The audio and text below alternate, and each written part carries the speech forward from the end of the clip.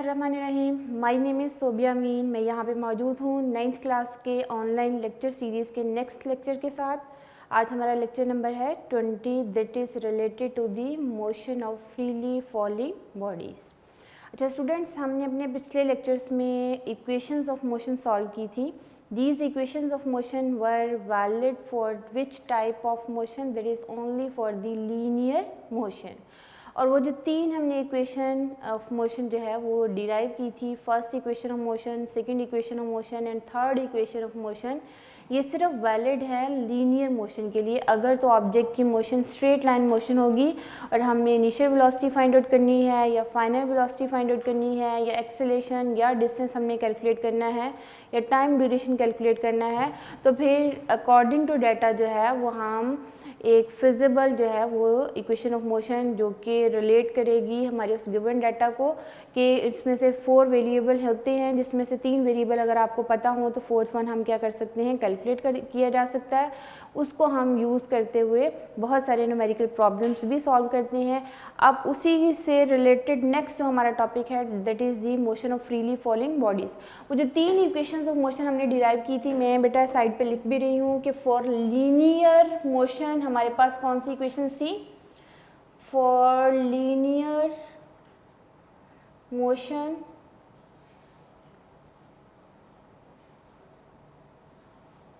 the equations of motion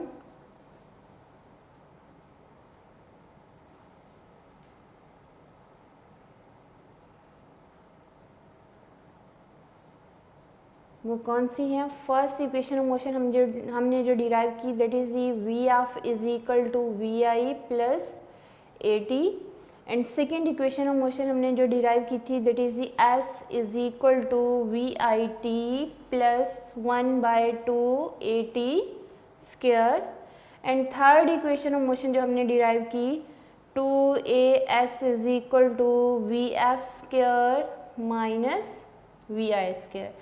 ये बेटा 3 equations of motion हमने लास्ट जो है लेक्चर्स में डिराइव की है। ये तीनों इक्वेशंस ऑफ मोशन वैलिड हैं लीनियर मोशन के लिए, यानी अगर ऑब्जेक्ट की स्ट्रेट लाइन मोशन होगी तो फिर हमने फाइनल वेलोसिटी कैलकुलेट करनी है, फर्स्ट इक्वेशन लगा सकते हैं। हमने डिस्टेंस कैलकुलेट करना है, सेकंड इक्वेशन भी यूज़ हो सकती है, थर्ड भी यूज़ हो सकती है। अकॉर्डिंग टू डाटा जो है वो हमारी अप्रोच होगी कि हमने कौन सी इक्वेशन ऑफ मोशन जो है वो यूज़ करते हुए इन प्रॉब्लम्स को सॉल्व करना है। अच्छा बेटा, अब हमने पढ़ना है फ्रीली फॉलिंग बॉडीज़ के बारे में। सबसे पहले तो देखिए कि फ्रीली फॉलिंग बॉडीज़ कौन सी बॉडीज़ होती हैं। अगर हमारे पास कोई भी स्टोन है और आपने किसी भी बिल्डिंग से उस स्टोन को ड्रॉप कर दिया तो वो स्टोन मूव करता है under the force of gravity, और आप लोगों को पता है कि ग्रेविटेशनल फोर्स जो है वो फंडामेंटल फोर्स है। कोई भी ऑब्जेक्ट जो है वो फ्रीली फॉलिंग बॉडीज़ हैं तो उस पर फोर्स ऑफ ग्रेविटी एक्ट करती है जो कि इन ऑब्जेक्ट्स को towards the centre of earth क्या करती है, अट्रैक्ट करती है। अगर तो वो object under the influence of force of gravity आ रहा है और वो ही ऑब्जेक्ट कहलाता है freely falling object. For example ये है, मैंने हॉरिजॉन्टल सरफेस ग्राउंड बनाई, मेरे हाथ में एक बॉल है, मैंने इस बॉल को ऊपर की तरफ उछाला। ये एक बॉल है, इसको मैंने ऊपर की तरफ उछाला तो जाहिर सी बात है ये एक हाईएस्ट पॉइंट तक बॉल जाएगी और यहाँ पे एक लम्हे के लिए ये स्टॉप होती है और फिर ये वापस नीचे की तरफ आ जाती।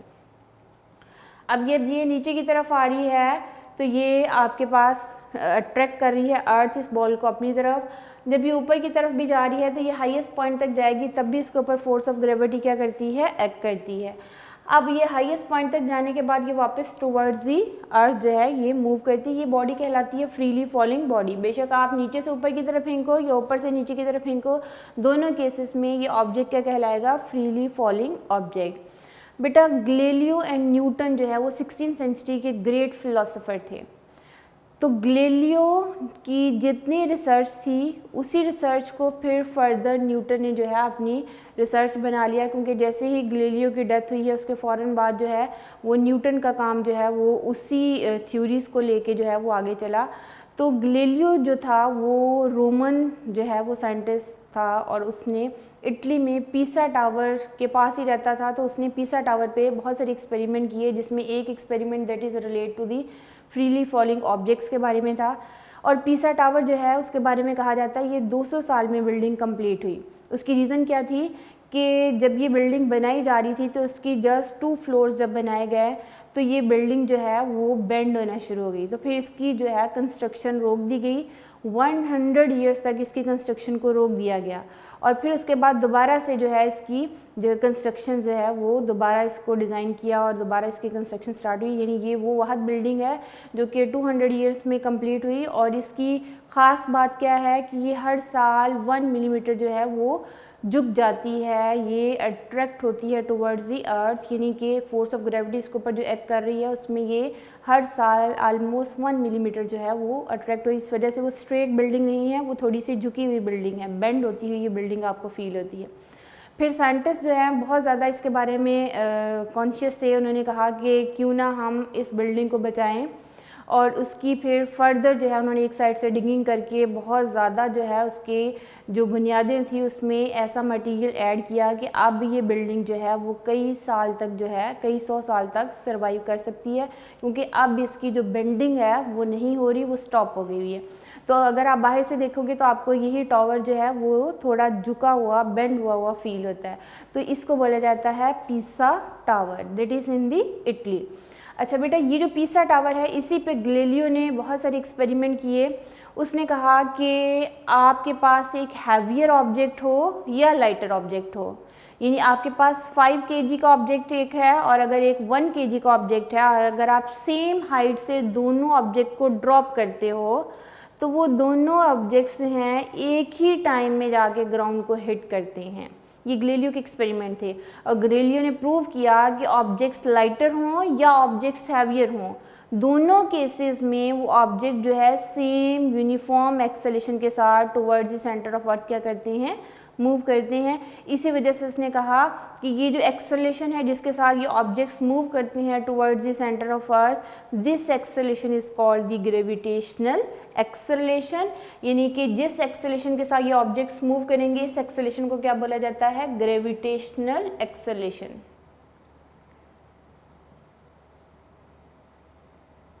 ग्रेविटेशनल एक्सेलरेशन इट मीन्स कि वो एक्सेलरेशन जो कि ग्रेविटी की वजह से होता है और इसको दूसरा नाम भी दिया जाता है, that is the acceleration due to gravity. Acceleration due to gravity, इसको बेटा स्मॉल लेटर g से रिप्रेजेंट किया जाता है। एक्सेलरेशन को स्मॉल लेटर यानी ग्रेविटेशनल एक्सेलरेशन को स्मॉल लेटर g से रिप्रेजेंट किया जाता है। जो हमने पिछले लीनियर मोशन के लिए आप लोगों को पता है कि हमने लीनियर मोशन के लिए एक्सेलरेशन को a से रिप्रेजेंट किया, लेकिन अब जो है हम ग्रेविटेशनल एक्सेलरेशन की बात कर रहे हैं तो ग्रेविटेशनल एक्सेलरेशन को a की बजाय किससे रिप्रेजेंट किया जाता है, g से रिप्रेजेंट किया जाता है। ये मैं साइड पे लिख रही हूँ बेटा। लीनियर एक्सेलरेशन क्या था, उसको हमने किस सिंबल से रिप्रेजेंट किया, स्मॉल लेटर a के साथ। लेकिन ग्रेविटेशनल एक्सेलरेशन या एक्सेलरेशन ड्यू टू ग्रेविटी को हमने किससे रिप्रेजेंट किया, स्मॉल लेटर g के साथ रिप्रेजेंट किया है। और गैलीलियो ने कहा कि ये g जो है that is the gravitational acceleration, इसकी वैल्यू अर्थ के ऊपर क्या है, सेम है। और हम 10th की बुक में इसकी वैल्यू जो है दैट इज 10 - 2 जो है वो ली जाती है, लेकिन एग्जैक्टली इसकी जो वैल्यू है जो कि हम फर्स्ट ईयर की बुक्स में पढ़ेंगे दैट इज़ 9.8 ms-2 होती है। लेकिन आप लोग अपनी 10th की बुक्स में 9th क्लास की बुक्स में कितनी पढ़ते हो, इसको बेसिकली यही वैल्यू है, इसको राउंड ऑफ करके कितना बोला जाता है, दैट इज़ दी 10 ms-2। और ये जो एक्सेलरेशन जिसके साथ ये बॉडीज मूव करती हैं under the force of gravity, इस एक्सेलरेशन का नाम क्या है, ग्रेविटेशनल एक्सेलरेशन। इसको किस सिंबल से रिप्रेजेंट किया जाता है, that is the small letter g and its value is 10 ms-2। Basically value है इसकी 9.8 जिसको राउंड ऑफ करके हमने कितना कर दिया है 10 ms-2। अब अगर हम बात करते हैं बेटा कि हमारे पास एक ऑब्जेक्ट जो है, जी बेटा, तो अगर आपके पास कोई भी बॉल है और हमने इस बॉल को एक हाइट से ड्रॉप किया तो इसकी यहाँ पे अगर हमने इसको पकड़ा हुआ है तो इसकी इनिशियल वेलोसिटी है 0। जैसे ही हम इसको ड्रॉप कर देते हैं ये बॉल आती है टूवर्ड्स दी अर्थ और इसकी स्पीड जो है इंक्रीज होना शुरू हो जाती है और ये ऑब्जेक्ट जो है वो यूनिफॉर्म एक्सेलेरेशन के साथ मूव करता है और इस एक्सेलेरेशन को बोला जाता है ग्रेविटेशनल एक्सेलेरेशन। यानी एक्सेलेरेशन की डायरेक्शन भी ये है, वेलोसिटी की डायरेक्शन भी ये है, फोर्स ऑफ ग्रेविटी की डायरेक्शन भी ये है। तो यहाँ पे g की वैल्यू जो ली जाती है दैट इज +10 ms - 2। यानी जब भी कोई ऑब्जेक्ट जो है हम ऊपर से नीचे की तरफ ड्रॉप करते हैं तो उसमें जो g की वैल्यू है वो कितनी ली जाती है 10 ms - 2। लेकिन अगर कोई ऑब्जेक्ट हम नीचे से ऊपर की तरफ उछालते हैं, इन दैट केस अगर हम बात करते हैं बेटा कोई भी एक ऐसा ऑब्जेक्ट जो है जो कि हमने नीचे से ऊपर की तरफ उछाला, तो उस केस में g की वैल्यू जो है वो माइनस होती है। देखिए बेटा ये है मेरे पास एक बॉल, मैंने इसको नीचे से ऊपर की तरफ उछाला, अब इसमें वेलोसिटी की डायरेक्शन ये है, ये एक हाईएस्ट पॉइंट तक जाएगी और स्टॉप होगी। तो जब ये स्टॉप होगी तो इस पॉइंट पे उसकी फाइनल वेलोसिटी क्या होती है 0 होती है। फिर ये एक लम्हे के लिए स्टॉप होगी, ये वापस टुवर्ड्स दी अर्थ जो है आ जाती। अब इस केस में देखिए ऊपर की तरफ जाते इसकी वेलोसिटी डिक्रीज होती है, एक्सेलरेशन की डायरेक्शन जो है बेटा डाउनवर्ड डायरेक्शन में है, फोर्स ऑफ ग्रेविटी भी डाउनवर्ड डायरेक्शन में एक्ट हो रही है। तो इस केस में आपके पास जो g की वैल्यू है -10 ms - 2 ली जाती है। तो हम क्या बात करते हैं बेटा, जब भी कोई ऑब्जेक्ट जो है वो फॉल होता है टुवर्ड्स दी अर्थ, इसकी वेलोसिटी इंक्रीज़ होती है। वेलोसिटी इंक्रीज़ होने के साथ उसका जो एक्सेलेरेशन है, यूनिफॉर्म एक्सेलेरेशन जो है बेटा उसकी वैल्यू क्या ली जाती है प्लस में, पॉजिटिव में ली जाती है, दैट इज़ 10 ms - 2। और अगर कोई भी हम ऑब्जेक्ट नीचे से ऊपर की तरफ उछालते हैं तो उसकी वेलोसिटी डिक्रीज़ होती है। इन दैट केस जो ग्रेविटेशनल एक्सेलेरेशन है उसकी वैल्यू नेगेटिव होती है और वो क्या ली जाती है -10 ms - 2। क्लियर है बेटा। देखिए कि आपके पास ग्रेविटेशनल एक्सेलेरेशन क्या था कि हर वो ऑब्जेक्ट जो कि under the influence of force of gravity move करता है और वो फ्रीली फॉलिंग ऑब्जेक्ट है, तो उसका जो एक्सेलेरेशन होता है वो लीनियर एक्सेलेरेशन ही, बल्कि उस एक्सेलेरेशन को नाम दिया गया है ग्रेविटेशनल एक्सेलेरेशन। और ये एक्सेलेरेशन जो है इसको हम ए की बजाय स्मॉल लेटर g से रिप्रेजेंट करते हैं और इसकी वैल्यू अर्थ की सरफेस के ऊपर बेटा होती है 10 ms - 2।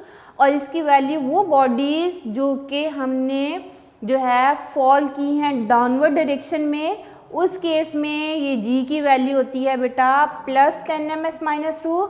और वो बॉडीज़ जो हैं जिनको हमने ऊपर की तरफ थ्रो किया है, उस केस में इस g की वैल्यू जो है बेटा वो -10 ms - 2 होती है। ओके बेटा, ये था आपके पास ग्रेविटेशन एक्सेलेरेशन। और गैलीलियो ने कहा हैवियर ऑब्जेक्ट हो या लाइटर ऑब्जेक्ट हो, अगर वो सेम हाइट से हमने ड्रॉप किए हैं, that always move with the uniform acceleration and this acceleration is called the gravitational acceleration and this is the motion of the freely falling bodies. अब बेटा जो तीन इक्वेशंस ऑफ मोशन हमने पढ़ी हैं for the linear motion, same equations of motion को हम जो है under the force of gravity लिख रहे हैं। अब आपने इसको भी लर्न करना है।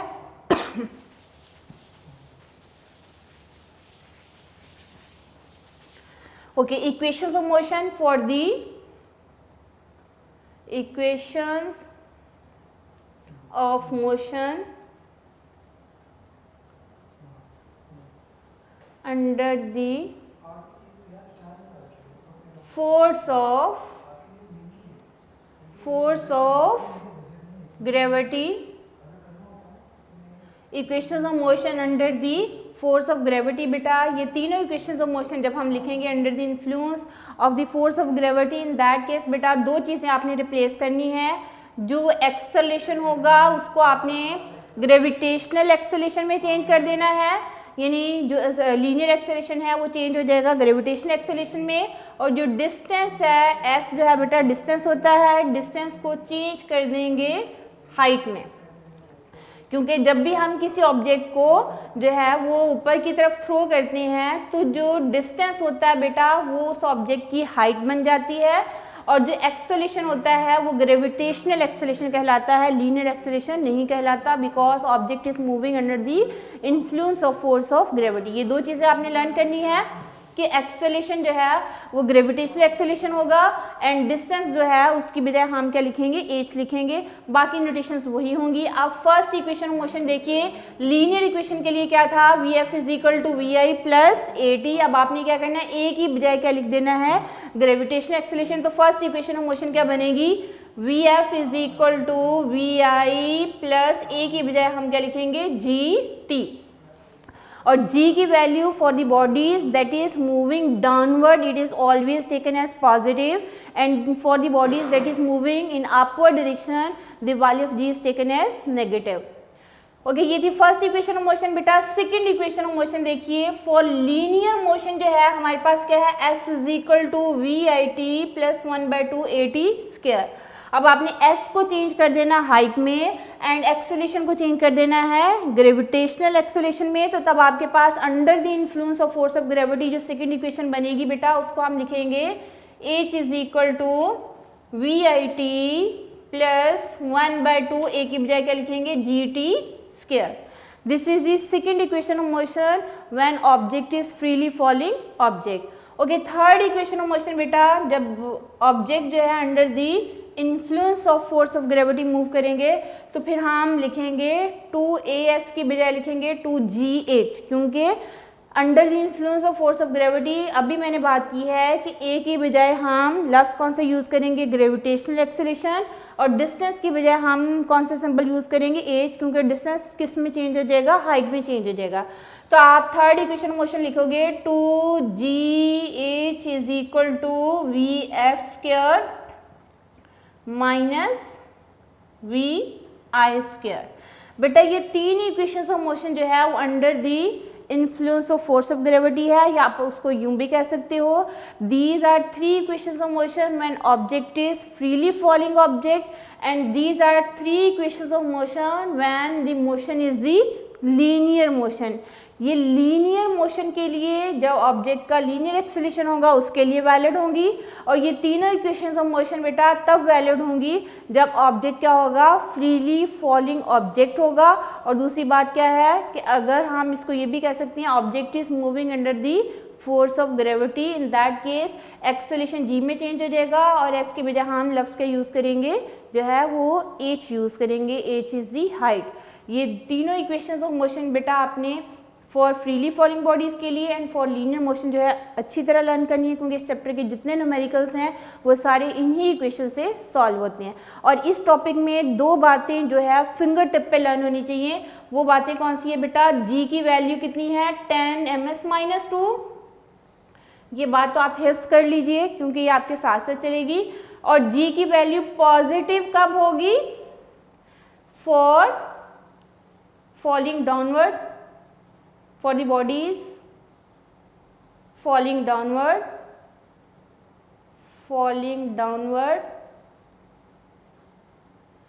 ये बेटा g पॉजिटिव होगा। और g नेगेटिव कब होगा, bodies for throw in upward direction, bodies throw in upward direction, throw in upward direction.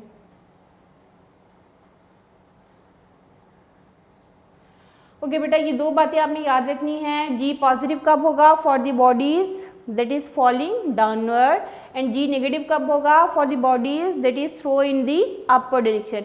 यूँ समझ लो कि अगर मेरे हाथ में कोई बॉल है और मैंने उसको ऊपर की तरफ उछाला तो g की वैल्यू नेगेटिव होगी, और अगर आपके हाथ में बॉल है और आपने इसको नीचे की तरफ उछाल दिया है, यानी यहाँ से ड्रॉप कर दिया है, तो इन दैट केस हमारे पास g की वैल्यू क्या ली जाती है, पॉजिटिव ली जाती है। उसकी रीज़न क्या है, आपके हाथ में बॉल है, आपने छोड़ दिया, उसकी वेलोसिटी इंक्रीज़ होती है। जब वेलोसिटी इंक्रीज़ होती है एक्सेलेरेशन पॉजिटिव होता है।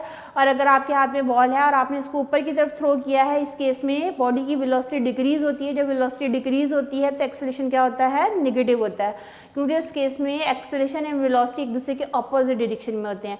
बॉडी ऊपर की तरफ जा रहा है लेकिन एक्सेलेरेशन की डायरेक्शन किस तरफ होगी, टुवर्ड्स दी अर्थ। तो बॉडी और एक्सेलेरेशन की डायरेक्शन एक दूसरे के अपोजिट होती है, तो उस केस में एक्सेलेरेशन क्या लिया जाता है, नेगेटिव लिया जाता है। फिर से रिपीट कर रही हूँ बेटा, g की वैल्यू पॉजिटिव होगी for the bodies that is moving downward and the value of g is negative for the bodies that is moving in upward direction. ये था हमारे पास motion of the freely falling bodies. अब इसी topic से related बेटा दो example है वो मैं सॉल्व करा रही हूँ आप लोगों को, जिसमें यही इक्वेशंस ऑफ मोशन यूज होंगी, यानी यही तीनों इक्वेशंस ऑफ मोशन जिसमें ऑब्जेक्ट जो है वो फ्रीली फॉलिंग ऑब्जेक्ट कहलाएगा और बॉडी मूव करेगा under the influence of force of gravity. Okay, अब ये तीनों इक्वेशंस ऑफ मोशन जो है बेटा ये मैं यहाँ साइड पे भी लिख रही हूँ ताकि आप लोगों को क्लियर हो जाए कि हमने क्या किया है कि तीनों equations of motion under the force of gravity जो है फर्स्ट इक्वेशन ऑफ मोशन लिखेंगे V F is equal to we I plus ji T. Second equation of motion S की बजाय लिखेंगे H is equal to we I T plus 1/2 G T square. And third equation of motion है बेटा 2gh is equal to V F square minus V I square. ये तीनों equation of motion है for the freely falling bodies के लिए। अब example मैं solve करा रही हूँ जो कि इसी टॉपिक से रिलेटेड है। एग्जाम्पल बेटा पेज नंबर है जी आपके पास 49 बुक का एंड एग्जाम्पल नंबर है 2.14। एग्जाम्पल 2.14 टेक्स्ट बुक का पेज नंबर है 49। क्लियर है बेटा? स्टेटमेंट एक दफ़ा मैं आप लोगों के लिए रीड आउट कर देती हूँ क्योंकि स्टेटमेंट से ही हमें बहुत सारी चीज़ों का पता चल जाता है कि हमने फाइंड आउट क्या करना है और आपको गिवन क्या है। क्वेश्चन ये है बेटा, a stone is drop from the top of the tower. आपके पास एक स्टोन है, फॉर एग्जाम्पल ये एक टावर है, टावर से हमने इस स्टोन को जो है वो ड्रॉप कर दिया है। ओके, जब यहाँ से ड्रॉप किया जाएगा तो इस स्टोन की इनिशियल वेलोसिटी क्या होगी? 0। अब ये स्टोन ऊपर से नीचे की तरफ आया है तो ए की बजाय ग्रेविटेशनल एक्सेलरेशन लिखेंगे और उसकी वैल्यू पॉजिटिव, ऊपर से नीचे की तरफ आते हुए बॉडीज के लिए पॉजिटिव होता है और वो कितना होगा 10ms-2।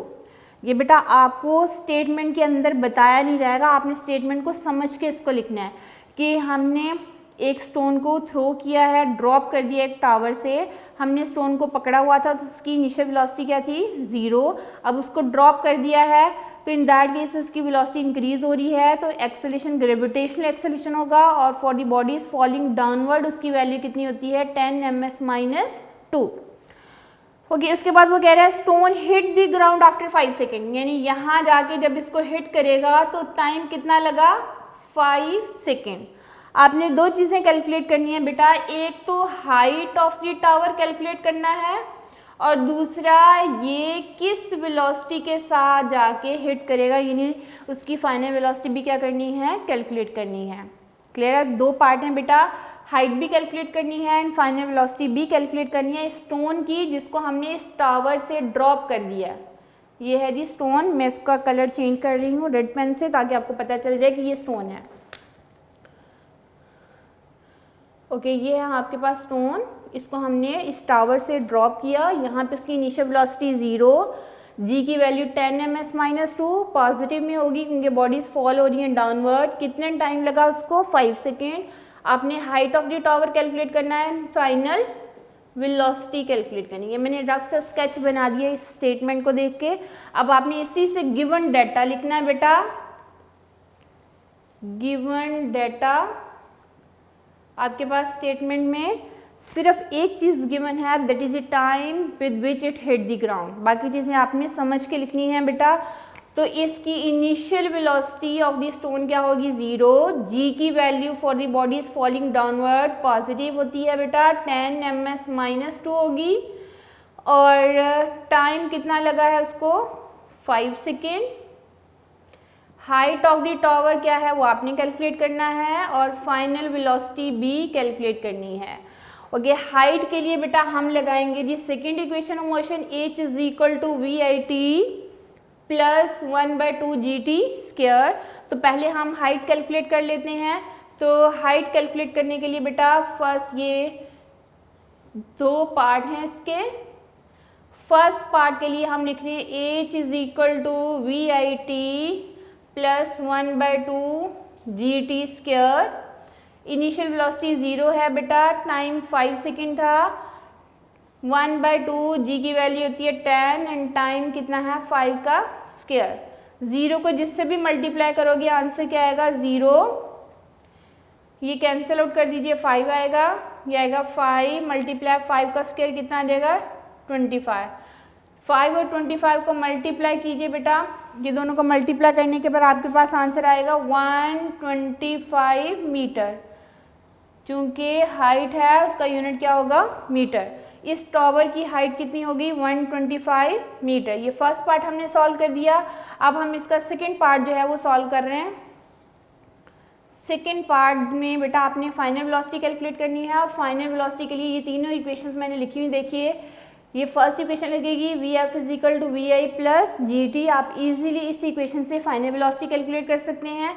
तो हम क्या लिखेंगे V F is equal to we I plus G T.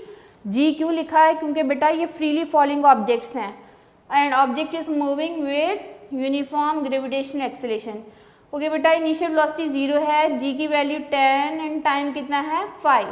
तो फाइनल वेलोसिटी कितनी होगी 50 मीटर पर सेकेंड। तो किस वेलोसिटी के साथ ये हिट करेगा ग्राउंड को 50 मीटर पर सेकेंड और हाइट ऑफ टावर कितनी होगी 125 मीटर। ये थे बेटा 2.14 एग्जाम्पल। अब इसी से रिलेटेड जो है 2.15 एग्जाम्पल जो है वो मैं सॉल्व करा रही हूँ। जी स्टूडेंट्स, अब हम एग्जाम्पल कर रहे हैं 2.15 और ये बुक के पेज नंबर जी 50 पे मौजूद है। स्टेटमेंट में पढ़ रही हूँ बेटा। A boy through the ball vertically upward. अब बॉय ने बॉल को किस तरफ थ्रो किया है वर्टिकली अपवर्ड। अब अगर मैं इसका रफ सा स्केच बना रही हूँ बेटा यहाँ पे कि अब जो है एक बॉय है, इसने एक बॉल को वर्टिकली अपवर्ड थ्रो किया है। ठीक है, जब ये अपवर्ड थ्रो करेगा तो यहाँ तक बॉल जाएगी, ख़ास हाइट तक बॉल जाएगी। जितनी वो ताकत लगाएगा, जितनी एनर्जी लगाएगा उतनी ही अपवर्ड डायरेक्शन में वो बॉल जाएगी और फाइनली एक हाईएस्ट पॉइंट पे जाके स्टॉप होगी और स्टॉप होने के बाद नीचे आ जाएगी। ठीक है, अब वो कहता है boy throw the ball vertically upward, it returns to the ground after 5 second. यानी ये अगर ग्राउंड है बेटा तो ये जाके वापस नीचे आके गिरती है तो इसको टाइम लगता है, यानी इस टाइम को मैं टी प्राइम से रिप्रेजेंट कर दूँ वो कितने सेकेंड लगता है 5 सेकेंड। बेटा दो चीज़ें इसमें हैं, एक है कि जो टाइम आपको गिवन है ना ये पूरा टाइम गिवन है, यानी ऊपर जाने के लिए और ऊपर से नीचे की तरफ आने के लिए, यानी बॉल ने यहाँ से यहाँ तक जो है हाइट कवर की, फिर यहाँ से वापस यहाँ तक हाइट कवर, ये इसके लिए जो टाइम है वो कितना लगा है 5 सेकेंड। और जब ये बॉल अपने हाईएस्ट पॉइंट तक जाती है तो इस पॉइंट पे जाके इसकी फाइनल वेलोसिटी बेटा कितनी हो जाती है 0 हो जाती है। और जो बॉडीज नीचे से ऊपर की तरफ जाती हैं उनके लिए जी की वैल्यू माइनस होती है। अभी मैंने टॉपिक के अंदर भी बार बार ये चीज़ें रिपीट कर दी हैं। जो बॉडीज नीचे किससे ऊपर की तरफ जाती है उसके लिए वैल्यू ऑफ जी बेटा -10 ms -2 होती है। ठीक है, और इसका मतलब क्या है कि टाइम नीचे जो है हिट करने के लिए जो टोटल टाइम गिवन है वो टी प्राइम से मैंने रिप्रेजेंट कर दिया। आप इसको T1 एंड T2 से भी रिप्रेजेंट कर सकते हैं, आपकी अपनी मर्जी है, नोटेशन आप चेंज कर लो थोड़ी सी। इसको मैंने टी प्राइम से रिप्रेजेंट कर दिया। तो ऊपर जाने के लिए जो टाइम होगा ना बेटा, time to reach the ball from maximum height जो है उसको मैं टी से अगर रिप्रेजेंट करूँ तो वो इस टी प्राइम को 2 पे डिवाइड करोगे तो आपके पास आएगा, यानी 5 को 2 पे डिवाइड कर दोगे तो वो टाइम आपके पास ये आएगा, time taken by the ball to reach the maximum height. ये बेटा आपको डिवाइड करने के बाद आएगा 2.5 सेकेंड। ठीक है, ये टाइम आ गया। ये मैंने डायग्राम में भी ड्रॉ कर दिया। मैं आपका गिवन डाटा लिखती हूँ बेटा। जो 2.15 एग्जाम्पल है इसका गिवन डाटा क्या है, गिवन डाटा इसमें टाइम ही गिवन है, इसके अलावा और कोई चीज़ गिवन नहीं है। बाकी चीज़ें आपने जज करके लिखनी है। Time taken by the ball to hit the ground, hit करने के लिए जो टाइम था बेटा उसको टी प्राइम से मैंने रिप्रेजेंट किया, वो कितना गिवन है, 5 सेकेंड गिवन है। ठीक है, ये टाइम टेकन है, बॉल ने टोटल मैक्सिमम हाइट कवर की और फिर नीचे आके गिरी है ग्राउंड तक, ये टोटल टाइम गिवन है। तो अब इसको 2 पे डिवाइड करेंगे तो ऊपर जाने के लिए टाइम आएगा, तो उसके लिए मैं लिख रही हूँ time taken by the ball, taken by the ball to reach the maximum height, reach the maximum height, उसको मैं t से रिप्रेजेंट कर रही हूँ बेटा। वो t प्राइम को 2 पे डिवाइड करोगे तो आएगा, t प्राइम की वैल्यू थी 5 सेकेंड, उसको 2 पे डिवाइड करोगे तो ये वैल्यू आपके पास आएगी 2.5 सेकेंड। ठीक है, उसके बाद बेटा फाइनल वेलोसिटी इसकी क्या है, फाइनल वेलोसिटी Vf इस बॉल की 0 होगी। G की value for bodies moving in upward direction -10 ms -2 होती है। इसमें भी 2 पार्ट हैं बेटा। फर्स्ट पार्ट में वो कहता है आपने maximum height reach by the ball, यानी वो बॉल मैक्सिमम हाइट तक कहाँ तक जाएगी वो आपने कैलकुलेट करना है। एंड बी पार्ट में वो कह रहा है कि किस वेलोसिटी के साथ वो थ्रो की जाएगी, यानी इस बॉल की इनिशियल वेलोसिटी क्या होगी। ये 2 चीज़ें आपने क्या करनी है, कैलकुलेट करनी है। फिर से मैं स्टेटमेंट पढ़ रही हूँ ताकि आपको आइडिया हो जाए कि क्या चीज़ें कैलकुलेट करनी है बेटा। A boy throw the ball vertically upward, it returns to the ground after 5 second, find the maximum height reach by the ball, the velocity with which ball throw vertically upward. Okay, boy है, boy ने ball को ऊपर की तरफ जो है वो throw किया, इसकी फाइनल वेलोसिटी क्या होगी, 0 होगी। ऊपर से नीचे तक आने के लिए जो टाइम गिवन था, यानी time taken by the ball to hit the ground जो है t प्राइम 5 सेकेंड है। तो ऊपर जाने के लिए टाइम क्या होगा, इसी टाइम को 2 पे डिवाइड करोगे तो वो 2.5 सेकेंड आ जाएगा। जो बॉडी ऊपर की तरफ मूव करती है उसमें g की वैल्यू -10 ms -2 होती है। ये मैं थोड़ा नीचे लिख दूँ ताकि आपको क्लियर हो जाए डायग्राम में भी कि g की वैल्यू जो है बेटा, जो बॉडीज ऊपर की तरफ मूव करती हैं g की वैल्यू -10 ms -2 होती है। और ये जो टाइम है जिसको हमने डिवाइड किया, जो time taken by the ball to reach the maximum height, 5 को 2 पे डिवाइड करोगे तो ये 2.5 सेकेंड आएगा। ठीक है, ये आपके पास टाइम आ गया जिसको मैंने इधर गिवन डाटा में भी लिख दिया है। Time taken by the ball to hit the ground जो है बेटा t प्राइम, और t prime is equal to 5 second. उसके बाद हमने लिखा time taken by the ball to reach the maximum height, ये इसको t से रिप्रेजेंट किया, और ये t प्राइम को 2 पे डिवाइड करोगे तो वो आपके पास आएगा। 5 सेकेंड को 2 पे डिवाइड किया तो कितना आ गया, 2.5 सेकेंड। फाइनल वेलोसिटी इस बॉल की क्या है, 0।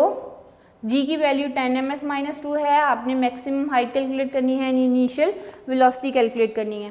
ओके बेटा, हाइट कैलकुलेट करने के लिए देख लीजिए, आपके पास जो गिवन है बेटा, फाइनल वेलोसिटी गिवन है, टाइम गिवन है और g की वैल्यू गिवन है। इसका मतलब क्या हुआ कि आपने इनिशियल वेलोसिटी कैलकुलेट करनी है तो फर्स्ट इक्वेशन यूज हो जाएगी।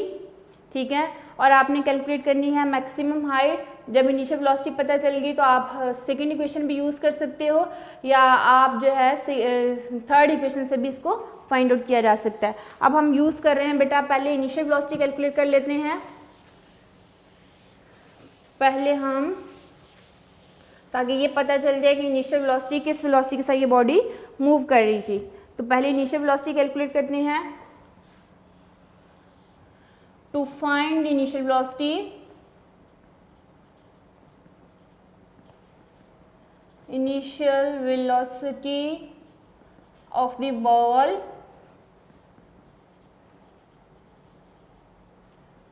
यूज फर्स्ट इक्वेशन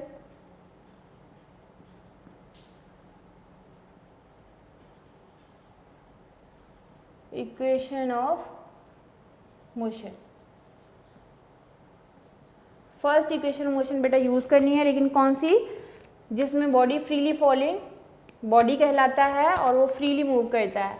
तो फर्स्ट इक्वेशन होगी आपके पास v F is equal to we I plus ji t values put कीजिए। फाइनल वेलोसिटी है बेटा 0, इनिशियल वेलोसिटी आपने कैलकुलेट करनी है। जी की वैल्यू -10 ये लिखा हुआ बेटा सारा गिवन डाटा में भी -10 है। टाइम जो है वो आपने ये लेना है 2.5 सेकेंड। उसके बाद बेटा ये प्लस माइनस माइनस हो जाएगा, 10 को 2.5 पे डिवाइड कर दीजिए, ये आपके पास आ जाएगा 25। फिर आप इक्वेशन के उस साइड पे लेके जाओगे तो आपके पास ये साइन माइनस है, क्या हो जाएगा प्लस हो जाएगा। तो हम क्या लिख सकते हैं, इस साइड पे इनिशियल वेलोसिटी लिखो, ये 25 को इक्वेशन के उस साइड पे लेके जाएंगे तो प्लस हो जाएगा 25 मीटर पर सेकेंड। अब इसको जो है जो चीज़ फाइंड आउट करनी है वो लेफ्ट साइड पे लिख लीजिए। तो इनिशियल वेलोसिटी कितनी आ जाएगी 25 मीटर पर सेकेंड। इस वेलोसिटी के साथ जो है वो बॉय इस बॉल को क्या करेगा, थ्रो करेगा। ठीक है, अब हमने इसका जो है ये पार्ट कैलकुलेट करना है, हाइट कैलकुलेट करनी है मैक्सिमम।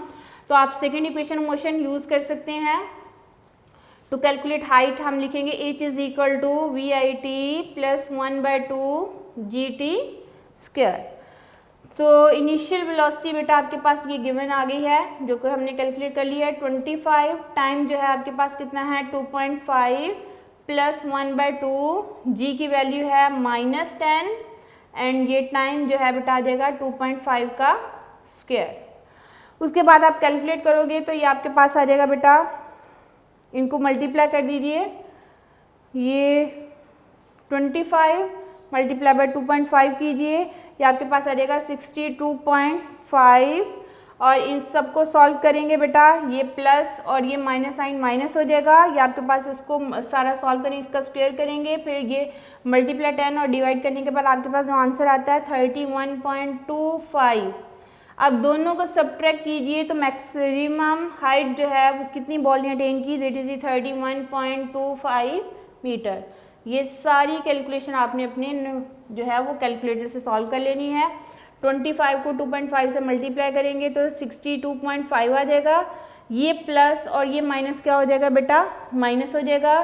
2.5 का पहले स्क्वायर लेंगे, फिर जो वैल्यू आएगी 10 से मल्टीप्लाई करेंगे, फिर इसको 2 पे डिवाइड करेंगे तो आपके पास ये आंसर आएगा और दोनों को सब्ट्रैक्ट करेंगे तो आपके पास ये आंसर आएगा।